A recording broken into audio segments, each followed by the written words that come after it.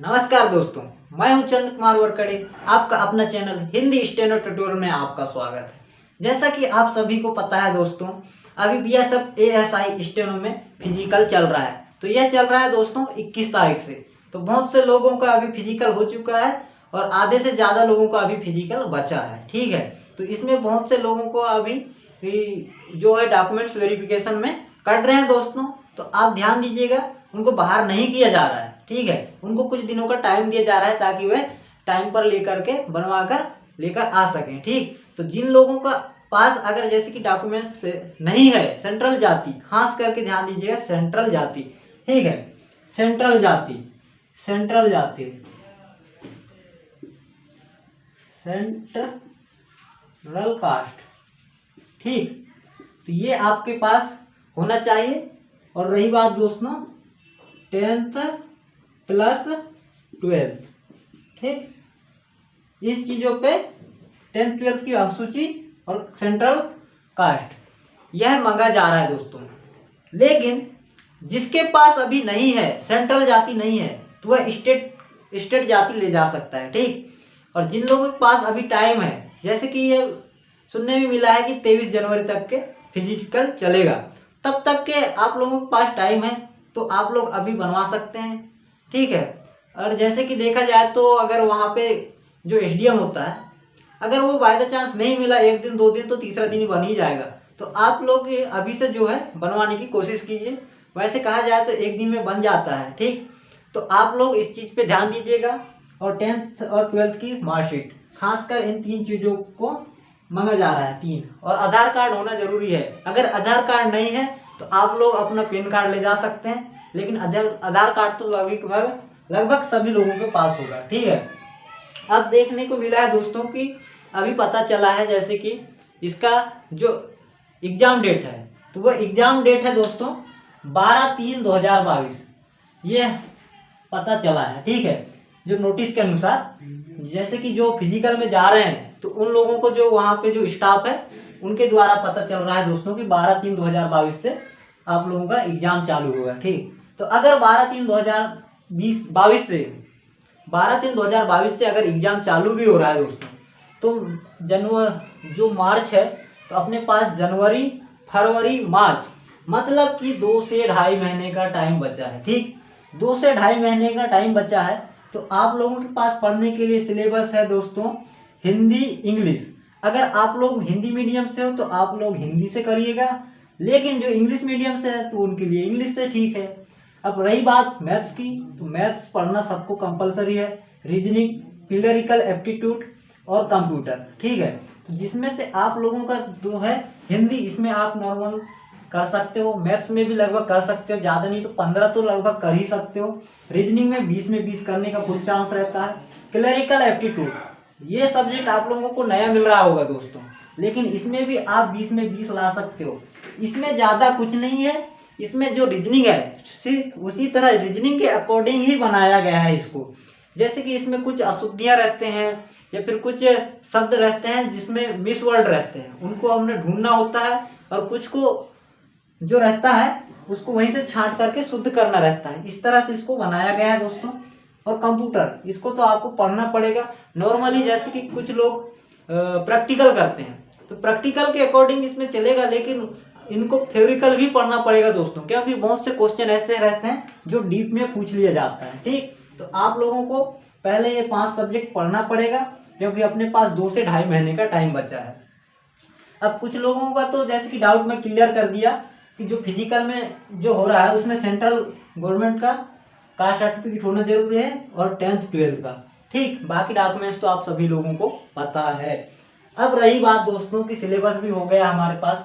अब हम बात कर रहे थे एग्जाम में, तो एग्जाम दोस्तों 12 मार्च से हमारा चालू होने वाला है। ठीक है, तो हमारे पास 2 से 2.5 महीने का टाइम बचा। लेकिन अगर हमारा एग्जाम मार्च से चालू होगा तो हमारा मार्च तो अप्रैल तक हमारा रिजल्ट आ जाएगा। अब रिजल्ट अगर अप्रैल में आ जाएगा तो मई में हमारा जो है टाइपिंग टेस्ट मांग सकता है दोस्तों। ठीक है, टाइपिंग टेस्ट।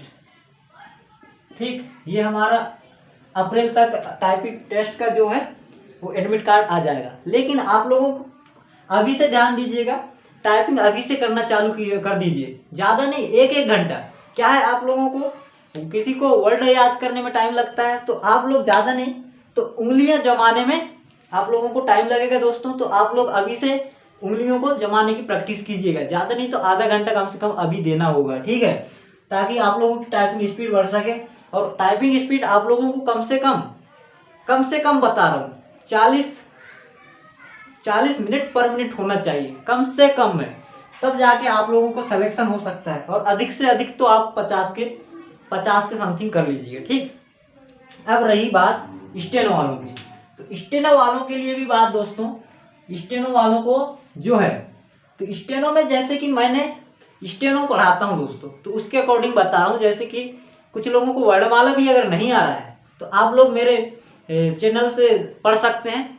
मैं पहले से वीडियो बना चुका हूँ, तो देख लेना। जैसे कि वर्णमाला, ठीक है, वर्णमाला, स्टेनो में वर्णमाला किस तरह से होता है आप देख लीजिएगा।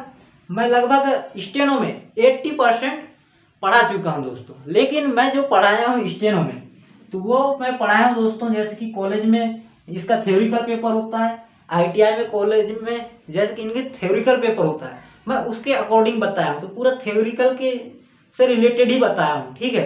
तो आप लोग उसमें अच्छे से समझ करके पढ़ सकते हो, ठीक। अब रही बात दोस्तों इसमें डिक्टेशन की, तो डिक्टेशन के लिए भी मैं वीडियो लेकर आऊँगा दोस्तों, ठीक है, डिक्टेशन के लिए भी मैं वीडियो लेकर के आऊँगा। तो आप लोगों को यहाँ पे मंगा है जैसे कि दोस्तों 80 वर्ड पर मिनट, ठीक है, फाइनल पेपर में हमको 80 वर्ड पर मिनट लेना है, लेकिन कम से कम हमारी स्पीड होनी चाहिए कितने की, 100 की, ठीक। 100 की होगी तब जाके आप लोग 80 प्लस कर पाओगे, क्योंकि बहुत से क्या होते हैं, जब डिक्टेशन चालू होता है तो डर एक अलग बना रहता है, प्रेशर, जिससे डर ये रहता है कि मैं लिख पाऊंगा कि नहीं, वो प्रेशर में हमारा स्पीड जो है कम हो जाता है, ठीक है।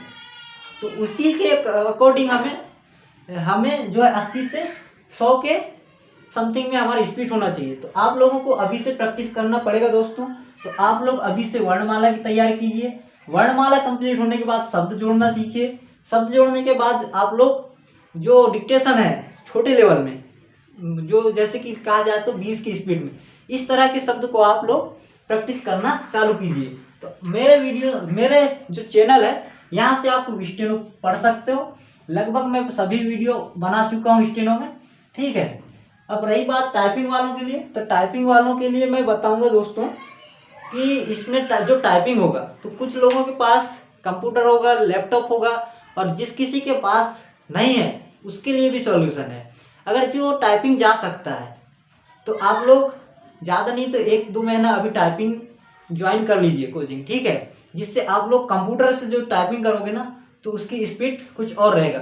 लेकिन जो कहीं नहीं जा सकता तो आप लोग जो है मोबाइल में कर सकते हो, ठीक, लेकिन उसके लिए आप लोगों को OTG केबल लेके आना पड़ेगा, जो आपको 20 से 30 रुपये में मिल जाएगा मार्केट से, और एक वो कीबोर्ड जिससे आप कर सकते हो। तो इसके ऊपर भी मैं एक वीडियो बनाकर डाल दूंगा, ठीक है, तो आप देख लीजिएगा किस तरह से, तो आप उससे भी टाइपिंग कर सकते हो।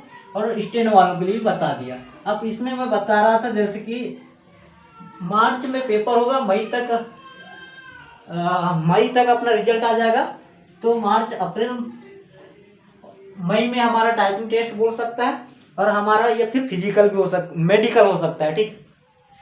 तो मेडिकल के बाद हमारा जो भी होगा प्रोसेस आपको पता ही होगा दोस्तों। तो जैसा कि जो पेपर हुआ था 6 नवंबर के समथिंग में BSF हेड कांस्टेबल मिनिस्ट्रियल का, तो उसमें गया है दोस्तों लगभग 62 के प्लस गया है कट ऑफ, ठीक।